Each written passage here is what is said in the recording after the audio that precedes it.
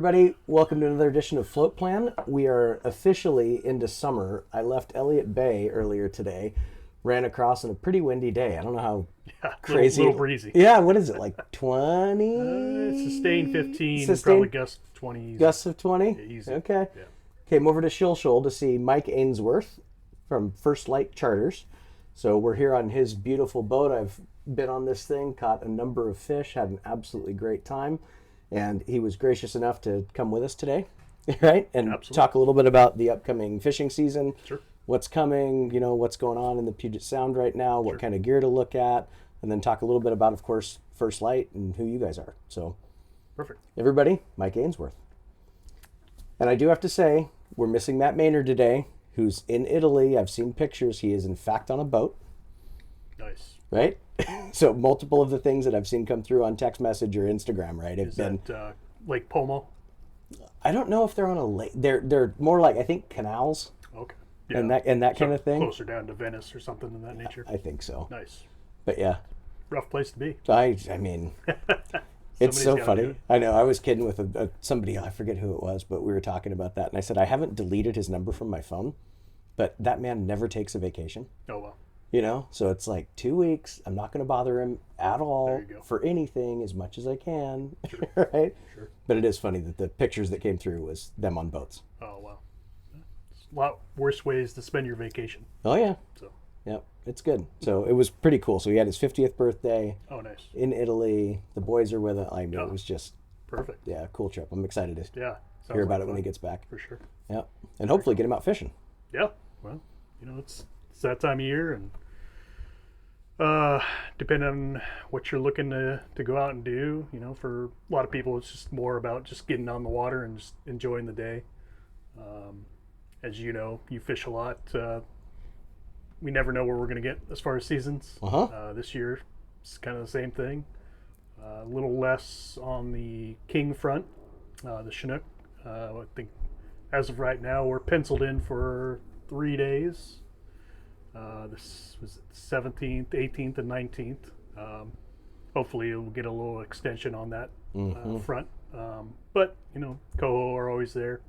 And they should be trickling in, the bigger ones, pretty soon anyway. So Yeah, hopefully that all pans out. But into July too, right? I saw a couple days in there. Yep. Yep. So, so it's just depending on what you're wanting to get out. Like I said, there's just because, we can't keep the kings. It's not going to keep them from biting.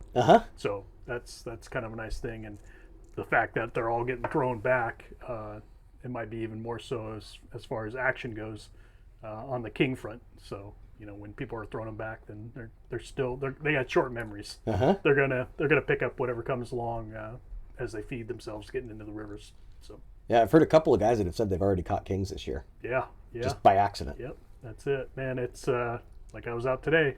Got one in the mid-20s and not even trying. So they're there, and it's a little sad to throw them back, but that's part of the game. As stewards of the resource, we gotta do whatever the department and NOAA and whatever they think best, whether we agree with it or not. It's part of the politics as far as our fisheries go. So Yeah, it's crazy. I was looking at the opening days for kings, and my mom's having her 70th birthday in Anacortes at the end of July. there you go. And I'm looking at the days. I'm like, I'm gonna miss 2 days of king fishing. Yeah, that's rough, Like, especially but- when you only have 3 days. But like I said, they'll probably open it back up, hopefully. But there are other, areas to go. I'm assuming Area 11 will, open back up. So the biggest thing is just, if you can get on the WDFW's website and sign up for the email list. Yeah. And that way they're always sending you notifications of when stuff's going to open back up, when it closes. That way you're not, out there enjoying time with family and end up getting a ticket. It's going to kind of ruin your day. So it's good to be, on top of it. And there's also the fish Washington app. So that's another good. Yeah, good that's way. been great. That's probably the best way, especially on some of these areas, like right out front here. There's a closure until September. Yep.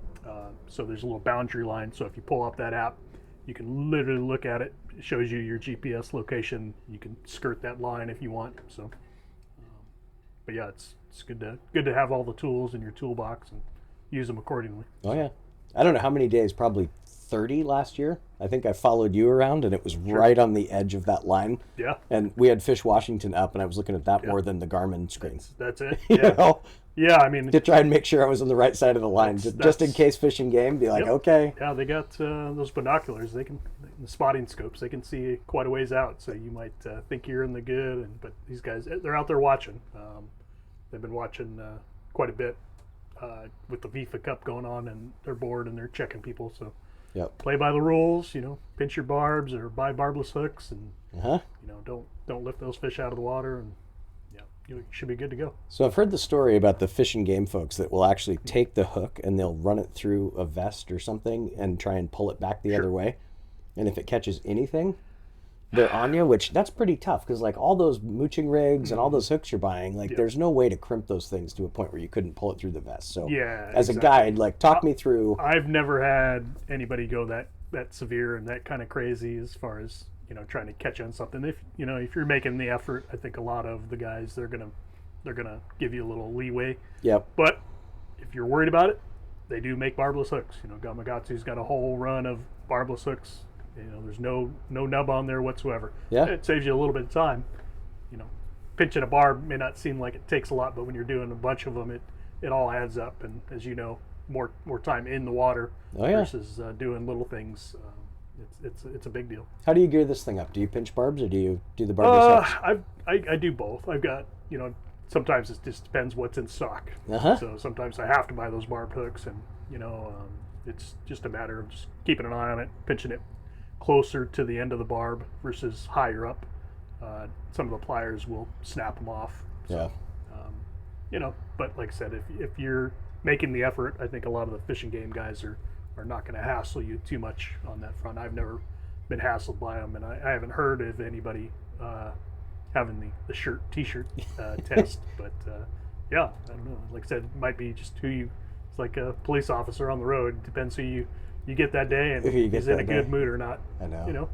Treat them with respect. They'll probably treat you with respect as well. I don't even know where I heard that story. I feel like somebody either made that up or it's like I've heard folklore. it before. Have you heard it too? I've heard that before. Okay. It's like swallowing Pop Rocks and drinking a Coke, right? Uh-huh. Mikey blew up. Yep. could be a folklore deal, but I've never had that happen, and I'm out there a lot, so. Yep. So it's like I said, if you're worried about it, just buy barbless hooks, and you never have to worry about it. Never have to sweat it. Yeah, that makes sense. So what do you think about the upcoming season? I think the forecasts look good. Coho is projected to be pretty good run again, just like last year. Kings, from what I've seen already out there, they're plentiful. Yeah. They're big. They're healthy. We've been having some good ocean conditions, so fish definitely seem to be on the heavier side. As far as opportunity, like I said, that depends on where you're at. Sometimes you got to travel for them. I know a lot of folks have been leaving out of Anacortes and going up in the early season. We're heading up to BC and fishing up there. So just kind of depends on what you want to get after. We did lake cod early this year, starting in May, and that was good. That was a good season. A lot of nice fish out there. Fished it all the way up until I went on vacation. Got quite a few beautiful, healthy lake cod. Yeah. How far did you go? Because we're in Shilshole now, so yep. Give me So an idea leaving about out the of Shilshole, there's a number of different spots. You've got Blakely Rock right here by Bainbridge Island. You've got Blake Island. There's a dive park there on the west side of the island. You got the dive park right off just south of Alki Beach. There's a wreck there off 4 Mile, heading in towards Elliott Bay, and then of course Possession. Seems to be the most popular. Yep. But there's a lot of different ways to do things. You've probably encountered this as well, trolling on the bottom for kings and encountering lingcod. So that might be a way for you to switch it up, taking big swim baits or even spoons or hoochies and fishing down near the bottom, obviously trolling a lot slower than you would for salmon. And the nice thing about that is you might encounter the halibut. Yeah.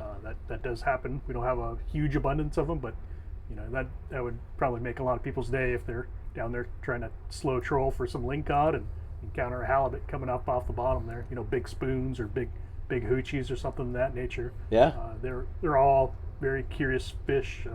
So as I like to describe them as 2-year-olds. Okay. They all put the stuff in their mouth to see what it is, see if it's any good. So it's just a lot of trial and error. That's how a lot of fishing is. Have you ever tried it? Well, how do you know if it works or not? So I never thought about a halibut coming up like that, but I know in Canada, we've done that a ton.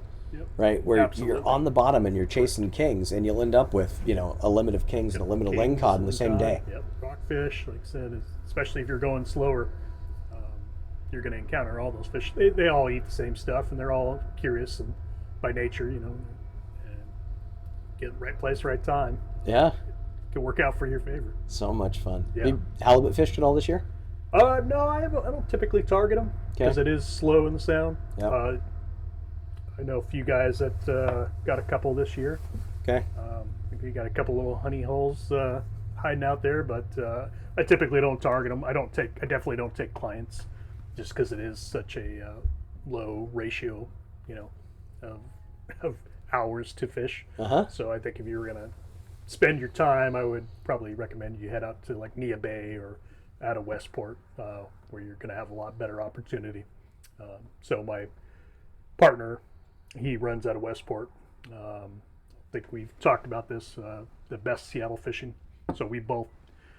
No, I knew you had a guy that was here. Yeah. Do you have another guy? Just did a trip this morning. Yep. So he's him and I had we're under the same umbrella of Best Seattle.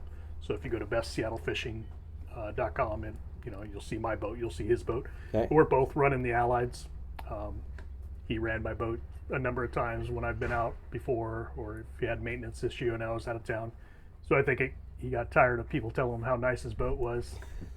So he finally bit the bullet and bought himself a 32-foot Liberator. So a walk-around version of this. Yeah, that's badass. Because he fishes out of Westport and likes to do a lot of mooching from time to time, that's obviously a better fit. Yep. Just like anything, when you're looking for a boat, you want to find something that's going to be best suited for your needs. Yeah. Is where I have the stand-up head on my boat, which thank my wife on that. That was her addition, and she made a good note because most of these big boats have the head is up in the V berth. Yep. And we were going to be camping with the kid, and she's like, "Well, do you really want to smell that thing all night while we're up there sleeping?" I was like, "That's a great point." That's a good call. From the business point, it's great because we have a lot of, being close to Seattle, we have a lot of people, tourists, come in with their family, older folks. And they want a real head. Yeah. Well, to crawl up underneath there, especially if there's any wind like today, it's quite a bit of a challenge. Easy for the men, grab a bucket or whatever, but for the ladies and the young kids, the stand-up head is a great addition. Really, really happy the wife talked me into it. Yeah, for sure. Yeah. And as you can see, the table obviously drops down, so makes a bed for my son. He's might have a little hard time fitting in there now, but how old is he? 19. Okay. Yep. So he's up in Western right now, going to college. So cool. Yeah. So, but that's what it is. It's all about just taking the family out. I think just getting them hooked into something. There's always some kind of opportunity here in the Puget Sound, whether it's bottom fish, like lingcod, flounder, especially for the young kids. That's a lot of that is just keeping them, as keeping them entertained. Yeah. And they could care less if it's salmon or flounder or dogfish. I mean, you should see the kids light up when they hook into the dogfish when we're fishing for flounder. Or you're reeling up flounder and sharks are coming up and trying to eat your flounder, or biting them in half, and it's a good way to get a lot of smiles out there on the good, nice sunny day, as well, not today, but as we usually have in the summertime. Yeah. So, but yeah, no, it's. I've never flounder fished. Tell me a little bit about it. Like, where do you go? What are you doing? It's pretty much you're just fishing sandy bottom. Not always. If you start to get a little more gravel, you might encounter sand ebbs. Yeah. They seem to like a little more gravel. Greenling, kelpfish, ratfish, small rockfish.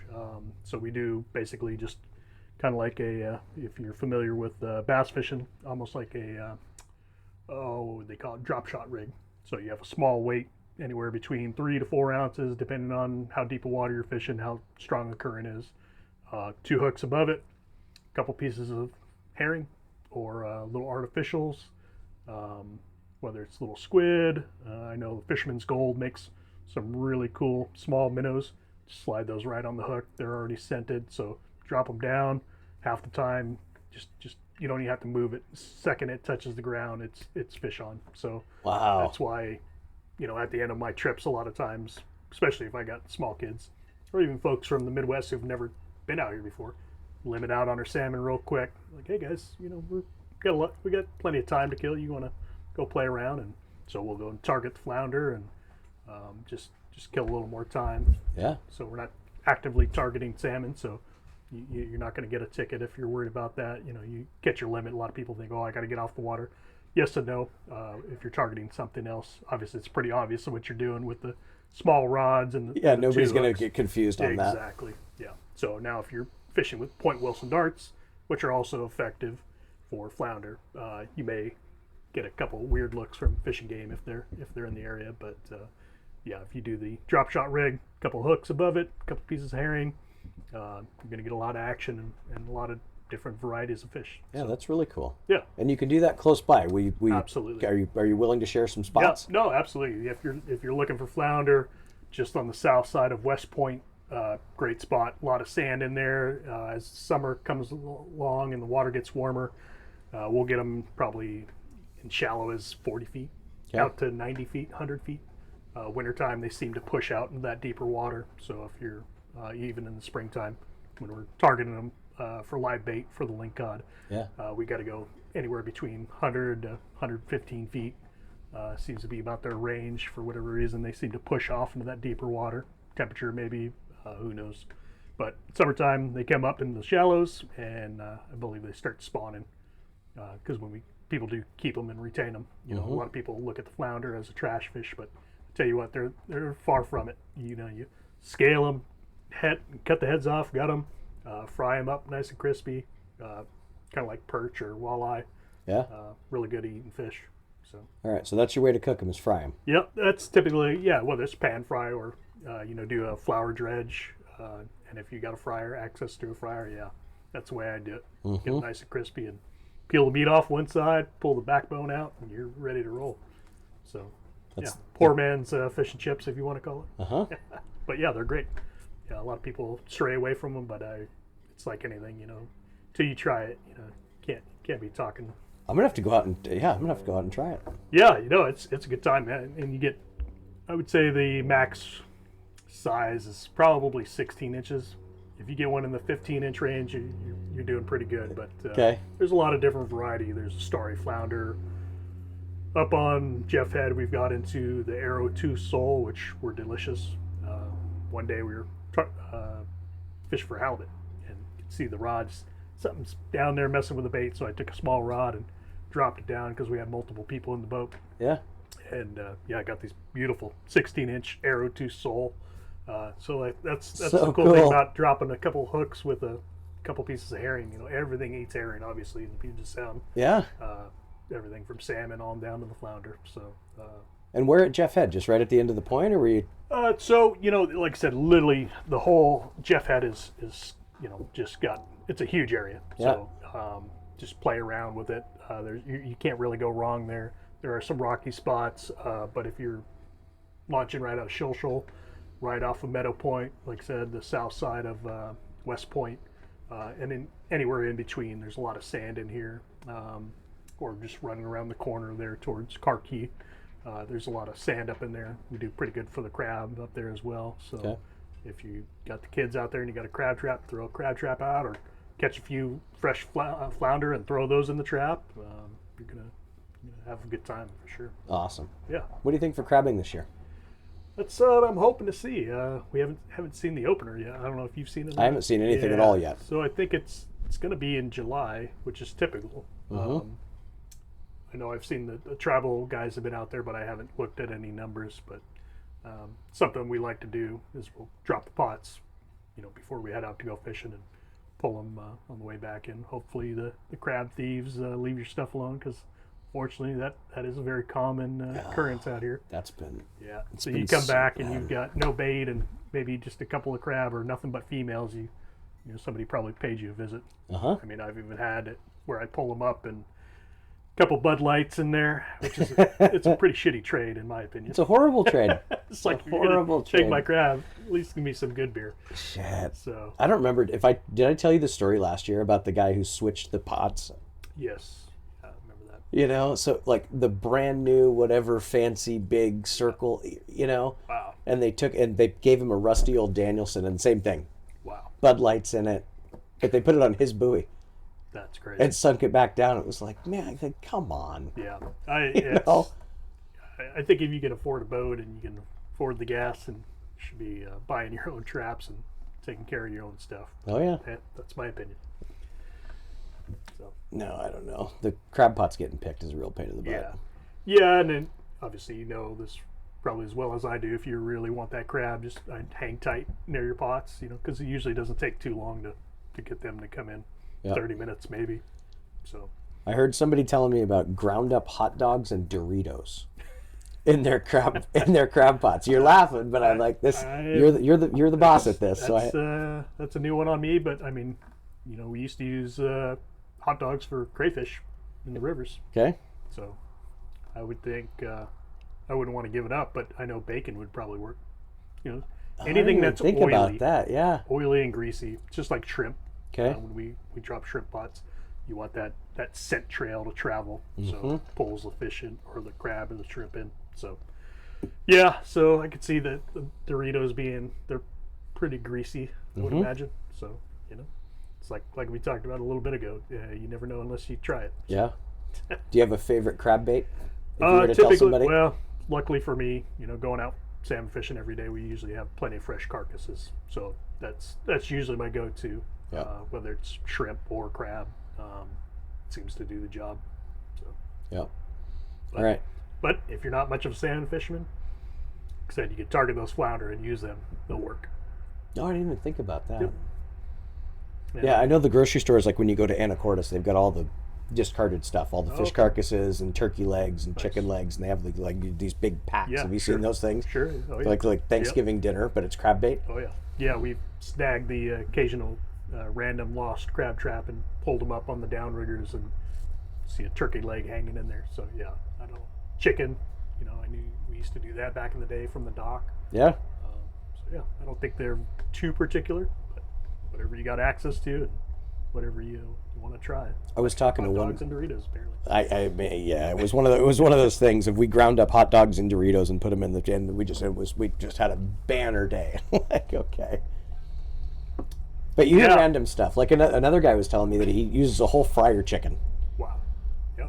And he just said, he goes, I go right at the tide change, and 30 minutes before, 30 minutes after, fryer chicken down. He goes, and wow, I crush it. Yeah. And that was right outside Roach Harbor. Yeah, I know another one we used to do was gizzards. Put them in the pantyhose, stick them in the ring traps. Okay. Pantyhose would kind of help. It was harder for them to rip apart. Not as good as the guy had made it sound, but the chicken livers definitely did work. So, like I said, I don't think they're too particular. Just kind of depends where you're at and how many crab are around. I think is the biggest thing. Yeah. So, but yeah, no, it's like I said. Who knows? Try it and find out. See which one works. Do them side by side. This is funny. So this is the second one of these where there's been some like differentiating age things that we've talked about. So the last time we were on a Grady White that had a DVD player with Progressive Scan. You remember Progressive Scan? Okay. From back in the day? Yeah. So I said, if you don't remember what this was in DVD technology, just stop it, And now we're talking about pantyhose. So yeah, I don't know if that's it's funny. Like, would your 19-year-old know what pantyhose are? Not likely. Not likely? Not likely. Yeah. I don't know if he knows what a corded phone is, a house line. So yeah, no, that's funny, and that's fishing, right? There's a lot of old school tricks and techniques. These guys used to swear by the WD-40, spraying them on their herring. I've never heard that. What? Really? Yeah, no, that's a big deal. And WD-40 in your herring. spraying them, just spraying your herring right before you drop it in the water. Okay. It's kind of been outlawed, more or less, but guys, you'll get some funny looks if you see it sitting on your gunnel. The fishing game comes along, but maybe that's the 40th recipe for WD-40. Maybe it's fish oil. Who knows? But yeah, that was a big thing. What a deal. Yeah. So Okay. a lot of old school tricks and techniques, and plugs. They're kind of making a comeback, trolling for coho and kings. Yeah. Super simple to do, but highly effective. So kind Okay. of went away for a while. So that's definitely another technique. Most guys go to, or if you've got downriggers, trolling flashers and spoons and hoochies, all effective. I think the biggest thing is just maintaining your line angle on your downriggers if you're fishing downriggers. Not, because a lot of people want to go with the tide or against the tide. So obviously, if you're going against the tide, your line angle on your downrigger is going to be much more severe. Mm-hmm. It just kind of depends where you're at. You want about, I would say, around that 25-degree line angle. So there's been times where my electronics have gone out on me while I've been fishing, but as long as you're looking at your line angle, you can pretty much know what's going on. Sure. And know you're still fishing effectively. So little tips and tricks like that, and that's kind of, a lot of people come out with me that own their own boats just to learn stuff like that. Just little tips and tricks, whether it's leader length. I mean, there's so many different, options as far as what to do, when to do it, where to go. Yeah. It's almost too much to talk about in one little segment for sure. No, I get it. I mean, that was me last summer, Yeah, right? Everybody else was excited to catch fish. I was just trying to watch what you were doing, yeah. and what you were tying up. Yeah, And like I said, everybody fishes a little differently. That's one thing that I love about traveling. Anytime the wife and I go somewhere, and I go, I'll take out a guide. Local knowledge is always key, and then I'll look and pay attention to what people are doing. So, well, we're catching fish doing this, even though it may or not be a different species. How can I incorporate that into what I do back home? Is that going to help me in anything that I do? So yeah, a lot of little different things. So, but if you're a first timer and you don't have a kicker or downriggers, there's a lot of options out there for you. Jigging or mooching with herring and a banana weight, motor mooching. mm-hmm. Just slow kicking the boat out of gear like they do in Canada. That's a big technique up there, letting your stuff sink, and Yeah. with a cut plug or a whole herring, or even there's a lot of different options out there nowadays, as far as artificial baits, artificial cut plugs, Yeah. putting pot skis, herring gel inside there, the fire gel. That's a really good one. I use a lot of that. So yeah, there's walk into a Sportco, you'll see there's no shortage of options for stuff to use. Oh yeah. But just like we talked about a little earlier, never know what's going to work unless you try it, right? No, for sure. That's how we've stumbled on to a lot of different baits that you look at it and you go, that's never going to work, and then you lose all your good stuff, and I'll throw this out, and now you're crushing fish. Uh-huh. So yeah, it's good to think outside of the box and try different things. So that's my biggest thing, is especially if you got multiple people in the boat, don't have everybody use the same thing. Try a lot of different things, especially at the beginning of the day. And if obviously you see one thing's being keyed in on by the fish, because it does change on the daily. So one day you go do really well on a spoon, next day they're wanting the hoochie, and you can literally have the exact same offerings on both sides of the boat, and fish wants that one particular one for whatever reason. So it's paying attention to little details like that I think makes a big difference for your success or not. Yeah. I've got a buddy who this year he was a diehard marinated herring guy. Sure. And had strips on everything. Sure. And now he's out there just crushing it with the Atlas Mike's blue herring gel on his hoochies. Yeah. And he was telling me, he's like, I don't have to take the time anymore. I'm not packing the herring around with all the salt and all the other crap going on, right? It's just I'm squirting this gel on, I'm killing it. Yeah, no, that's Potski's acquired Atlas Mike's. It's been a few years now, but whether it's Potskis or Atlas, they both make great products, and obviously, like I said, user friendly, super easy to use, and Yeah. anytime you can simplify stuff out there, you know, guys that are into their herring brines, they'll spend, you know, quite a bit of time putting it all together, and hey, whatever works. So that's the cool thing about fishing is you can make it as easy or as complicated as you want. Some people really like diving into all that, get into the science of the scent and whatnot. I try to make it as simple on myself as I possibly can because there's already a lot of stuff going on out there, but do pretty good. Well, I thought it was funny. So I can see there's some Titan Bright over there. That Isn't that what that's called? That's the Potskis Fire Brine. Fire brine. Yeah, I remember so this. I remember this from last year with you. Yep. So if you're into the curing your herring, that's a really good one. You literally just take a Ziploc or a Tupperware and you pour your herring right into that, and it is pretty potent stuff. A lot of times I'll do 1-to-1 ratio. Yeah. A bottle of this to fill it up with water and double it up. So, but yeah, that's about as simple as you get.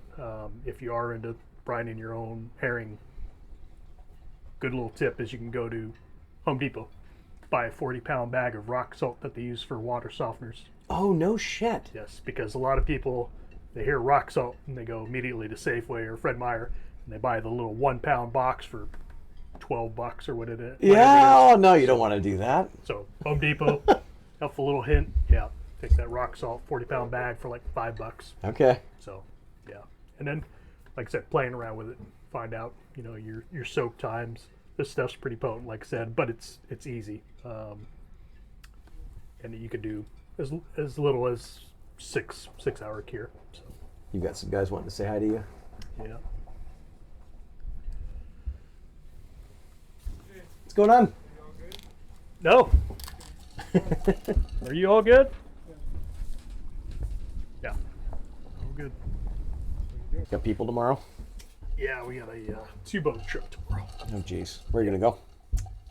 Probably head back out to Jeff unless the fish say otherwise. Yeah. So hopefully the wind will die down. See how she goes. Yeah. So How's the summer looking? You booked up? I still have a few dates available, but yeah, for the most part, I'm pretty well slammed. Maybe just a couple days in September. Oh, jeez. So I'm gonna start booking into early part of October. Typically pull the boat about October 15th. Okay. Weather dependent and fish dependent. Yeah. You know, see what the fish. Sometimes we get that really big run and they just keep coming. So keep picking on them as long as we can, and then when they decide they've had enough, put the big boat away for the winter and transition into the rivers. Sure. Yeah. Don't give these poor fish a break. Chase them from the salt right into the river. Oh, yeah. It's fun. So my main fishing buddy, he sent me a picture and he just would not give up, you know. And so I had long since retreated back to Arizona. Yeah. And he sends me pictures. There's still fish out here. He sent me the funkiest looking salmon that I've ever seen. Like, I'll have to send you the picture, but it was odd colored. The mouth was all deformed. Oh, wow. It was, and I told him, like, you have to hang it up. That poor fish had just been it's time to go to Cabo or like find something else to do. And he goes, no. It's like, I'm out there chasing him. He just would not give up.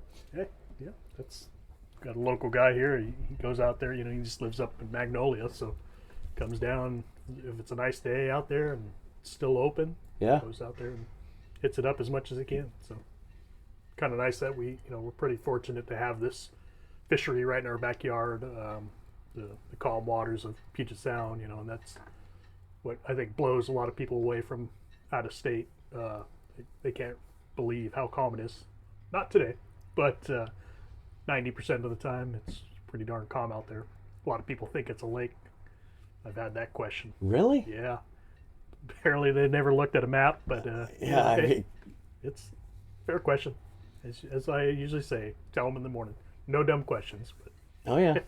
so. It was a little wild coming over here. It's like you and I were talking about going back to Elliott Bay today. Oh, yeah. Yeah, I'm going to get beaten up a little. Yeah, well, you got the protection of the point there, so you can motor your way right to West Point and just kind of take it easy, go around the corner. Tuck it around and go in. Yeah, I don't think you have any issue. No, Not the old whaler. Won't be that big of a deal. Yeah, absolutely. No. And I've towed that thing through a gale before. It was just, yeah, stupid. Actually pulled the cleats. It was at that time I had a 48 Tolly, and those 2 cleats on the stern. Oh, really? Right? And I got up to Friday Harbor and I pulled in. I'm like, Jesus. But I like run the fuel from one side of the boat to the other because we were listed so hard, just getting our butts kicked. And I get there and I go and I grab the line like this and I lift it up. And if the bolt was, I don't know, 3 inches long, I had actually run the nut down to the point where it was still hanging on. Oh, wow. But the cleat was loose. Jeez. And that little whaler, I thought I was going to have to cut it loose multiple times. Never didn't. And it was brand new. This was in 2018. Oh, wow. So like, yeah, the thing had like 4 hours on it. Yeah. Towed it up there for a lingcod derby. Oh my God. You know, which we didn't win, which kind of pissed me off. But yeah, Jenny flies up the next morning on a float plane and she's like, what the hell happened to you? What happened to the boat? I'm like, well, I was in a meeting. I had to leave a little late. I came around Port Townsend. The weather was absolute shit. She's like, why didn't you go back? I'm like, we had a lingcod derby. Yeah. You know? Yeah. That's one thing. It can, pick up quick. We just tell people that, especially in the smaller boats, make sure you're paying attention to that weather because it can come up on you quick. Yeah. So, but the nice thing is there's usually Puget Sound. There's a lot of boat traffic, so one way or another, probably get some help. Seattle traffic, cell phone, it's all working here. So yeah, we got that one luxury for us, not being off the ocean. So usually help nearby. So. Yeah, I heard a rumor that they're going to start pulling people over in the shipping lanes if you're fishing. Have you heard that? I've seen them do it before. Yeah. Okay. And that's, depending on the electronics you have, you may or may not know where those are. So yeah, the Coast Guard will be out there if they're getting a lot of reports from pilots that, which I think that's a little, should be addressed as far as Seattle traffic and the pilots. Because they know this time of year that everybody's over at Jeff. Yeah. And if there's no opposing traffic and no threat, they should be able to, they can move over. Yeah. But that's my opinion. I know that dial's hard to turn. I think they should just, they know where everybody is. But yeah. I've heard varying levels of the aggressiveness of actually stopping people. Sure. So I was just curious if you had heard anything about that. If they were like I said, you'll see the Coast Guard out there, and a lot of times they'll be on the hailer. Because some people, they're like, they want that line, they're on that line, or the bite's hot, and they want to move to the last second. But you got to really pay attention to those things because people off in the distance, you don't think that thing's moving, but they're doing at least 30 knots, if not more. Oh yeah, watching those on AIS, I mean, yeah, they're cooking. They're cruising along. So yeah, definitely pay attention. And I get it. It's definitely that those guys would run you over and not even feel you. Yeah. So yeah, definitely something to be paying attention to. Get yourself a small plotter if you don't have one. Ray Marine makes some pretty small, very affordable little units that will highlight those shipping lanes. Yeah. So you don't have to worry about that. Even a Navionics app. Absolutely. On your phone. Yeah, on your phone. Absolutely. I mean that'd at least get you. For sure. By a little bit. Yep. All right. Yeah, it's little things like that just to be aware and pay attention to for sure. Otherwise, the boys in orange or green are probably going to let you know. So. But yeah, no, it's a lot of little things to learn. That's why they started making people do the boating education card and stuff like that. Yep. A lot of people don't know, so it's good to know your facts and rules of the roads and stuff like that. So yeah, for sure. Fishing's the fun part, but there's a lot of responsibility that definitely goes into the boating world for sure. Yeah. So. Yeah. All right, so we think there's going to be a good salmon year. We talked about crab. We talked about flounder. What else? Is there anything else to chase around Puget Sound? Oh, good question. I think that's pretty much covered it. Like I said, the shrimp. We talked about the shrimp. There's some shrimping opportunity here and there. If you have access to a boat, there's a lot of really cool places to go and cruise over to. That's the cool thing about the Puget Sound. There's so many inland waterways. My favorite thing is my folks still live in Port Orchard. So we'll run over to Port Orchard, pick them up, and then run right across the bay there and head over to the boathouse in Bremerton. Yeah. They've got a dock you can pull right up and anchor off to that and walk up to the restaurant. Was it is it Twin Bridges Brewery down there in That sounds right. Day, I don't right get by down there Day much, Island. but Yeah, so yeah. there's a cool little spot going into Gig Harbor, shooting straight across, going into Paulsbo. Like I said, it's not always about fishing, yeah. but you go, especially when you got the family. Like I said, the kids have a tendency to get a little bored, especially if you're salmon fishing and it's Oh a yeah, little trolling slow, for hours is. Yeah, especially if they're not biting. So that's why I always talk about the flounders, keeping the kids entertained. You don't want them getting burned out on it. Yeah, that makes sense. I think we did with my son back in the day. He's not so much into it, but it's fine. It's not everybody's thing. He enjoyed it when he was young, but he's had his fill. So. Yeah.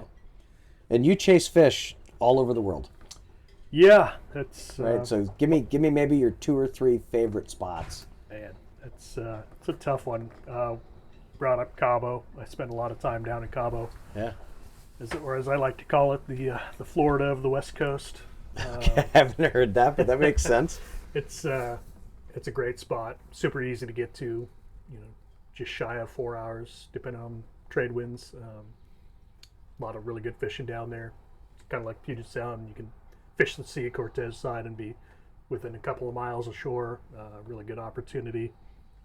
So I'd probably say that's probably up there, definitely in the top 5. For me, it's all about chasing different species. Okay. So like we were talking about, I just got back from Iceland and catching Icelandic brown trout. It's very unique. So Did you hire a guide or did you just buy the I did gear? hire a guide, yeah. You hired a guide. Just because I was only going to be there fishing for a couple of days. So, that's, like I said earlier, having that local knowledge is going to cut your curve in half, even though I've done a lot of similar fishing. Especially in Iceland, you need to hire a guide, not necessarily a guide, but you have to have permits to fish the water. Okay. So it just kind of depends on what you want to get out and do. There are a lot of guys that do the DIY, but like I said, I had such a short window, 6 hours for each day, so I wanted to get that local knowledge and have my best opportunity possible. So that's where the charters and guides come in handy, especially if you're only gonna do it for one day, Makes sense. Yeah. And so tell us about First Light. How many boats? If somebody wants to book a trip, if they want to go fishing, what do they do? How do they get a hold of you? Yeah, you can look me up on First Light Guide Service. I'm on Instagram, on Facebook. Get a lot of messages that way. Obviously, firstlightguideservice.com or bestseattlefishing.com. And if I'm not available, my partner a lot of times will be. But there's also a lot of other charters out here. So if we're booked up, could probably talk to somebody and try to get you out on the water. For us, we do get pretty busy. So if the further advance notice, the better. If you're planning a trip from the following summer, it's never too early to reach out to get you on the books. So. And you've got 2 boats? I have this one. I have a drift boat. Yep. I used to have a jet sled that I ran in the Skykomish River and a few other spots, Columbia River from time to time. Okay. But moved into a smaller house, so had to get rid of one. So, but yeah, so 2 boats essentially for Best Seattle with my partner. Yeah. He also does the rivers. So, like I said, you're coming to Seattle, Washington, or somewhere in the general area, don't be afraid to reach out. I'm always happy to answer any questions and point you in the right direction. If there's a particular species that you're looking for, whether it's steelhead or salmon or whatnot, I've done pretty much everything that the state has to offer. So if I don't know, I know somebody who does. So always happy to help. Yeah, that's super fun. Yeah. Okay. Well, thanks for talking fishing. Hey, anytime. It's what I love to talk about. Should we do a quick tour of the boat? Sure. Okay. We'll walk through. It is pouring down rain. You brought your rain gear. I did not bring rain gear. No? I'll make it though. Oh, man. That's all right. This Helly Hansen stuff does its job just fine. Let's Yeah. turn this around. Good grief. Oh yeah, it's pouring. Yeah, it's coming down. All right, so we'll start with temporary licenses. This was kind of fun last summer when I was out with you. For everybody that doesn't have one, you don't need to go to Big Five or Outdoor Emporium. We try to make it easy, one-stop shopping. One-day licenses. Buy them right on the boat. They're $13 per license. Kids under 15. Always get that confused. I know 16 and over, you need a license. Yeah. So yeah, make it easy. You show up, jump on the boat, fill out your license, and ready to go. So, yeah, that's sweet. And then obviously all the equipment we have, you just show up. Got the dress rods up top. Yep. Dress accordingly for the weather. Pack whatever you want. Eat and drink for the day. And everything else I'll have. So obviously the nice table for the kids. You got young kids. They'll sit here all day and chew on goldfish or whatnot. All the adults are out catching fish, and they'll usually come out whenever the parents start screaming. Come on out and grab one of these rods. The big question is always, what's your Wi-Fi password? Do you have a Starlink on this thing, or are you Wi-Fi enabled? I have not gone that far. You haven't done that yet. Being like that, we are close to the city. The cell phones. Yeah, you're supposed to be. You're supposed to be enjoying it. Yeah. All right. So trust me, plenty of people will ask. And Yep. We'll show you the stand-up head that we talked about earlier. Yeah, the full deal. It's like I said, game changer. Yeah. Out to the cockpit. Nice roomy deck out here for all the folks. Nice upgrades that we did is the aqua traction. Really nice for just standing on, handling fish. You can get down on the knees without hurting your knees. Mm-hmm. Nice place to sit here, obviously on the outside. Enjoy the sunny weather that we typically have out here. Yeah. And then upgraded to the Mercuries, I guess probably 3 years ago now. And obviously the crab pullers, Scotty downriggers, all the rods that we'll need for the day.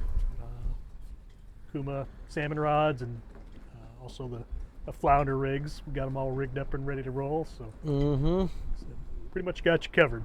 I don't, not usually anything that people come out and ask for anything more. So, no, that's fun. I do have to say that these things were an absolute game changer. Oh yeah, absolutely. I swapped those out as soon as I got off your boat last year. I can't believe you'd never heard of them. And yeah, that makes the ease of so much nicer. Yep, very quick. So much nicer. Very quick. Beautiful. All right, and who does the work on your Mercury engines? I do all my general maintenance. Okay. Not the best mechanic, but you do enough of it, you'll figure it all out. Sure. So yeah, I do all the general oil changes and stuff of that nature. Lower gear unit. Yeah. Anything more technical than that, I'll hire the expert. Have somebody come do it. Especially nowadays with all the electronics in these things. So. Yeah, it's kind of fun. We had Carrington from Carrington's Marine, who's the Mercury guy. That's what I caught. Because like being that I have the Mercuries, I'm like, got to hear what this guy's got to say. Oh yeah, absolute blast. It was funny. He was on my boat yesterday, and he was giving some shit to the guys at Elliott Bay. Oh, I believe it. Just talking about the 10 micron fuel filters or some other nonsense. And everybody's looking at him like, That would be me. That's beyond my knowledge. He's that guy for sure. Yeah, that's good. All right, cool, everybody. Well, First Light Charter. Good summer of fishing coming up. Thanks, Mike. Yeah.